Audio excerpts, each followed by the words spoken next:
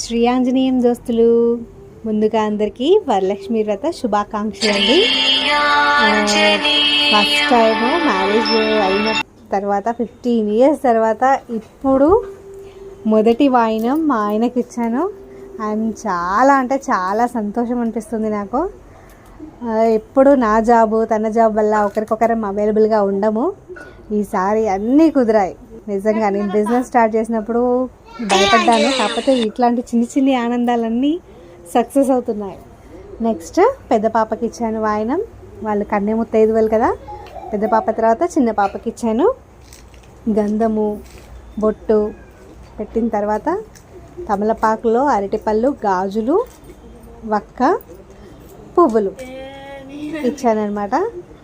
నాకు నిజంగా చాలా సంతోషం అనిపించింది. ప్రతిసారి నేను ఆఫీస్కి వెళ్ళే టైం వరకు వాళ్ళు రెడీ అంటే వాళ్ళు స్కూల్కి వెళ్ళిపోయే వాళ్ళు, ఈవినింగ్ వచ్చాక ఇద్దాము అనుకున్నా కానీ ఎప్పుడు కుదరకపోయేది.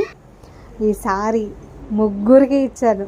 నిజంగా నా ఫ్యామిలీ కంప్లీట్ అయిందన్న ఫీల్ వచ్చేసింది ఈసారి.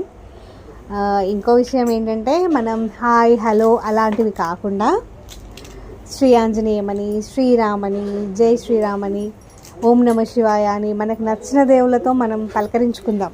ఇది ఒక వీడియో చూశాను నేను ఇన్స్టాలో, చాలా ఇన్స్పైరింగ్గా అనిపించింది నాకు. సో నేను కూడా ఇక నుంచి అలానే హాయ్ హలో కాకుండా నాకు నచ్చిన దేవుణ్ణి చెప్తానండి. Please subscribe.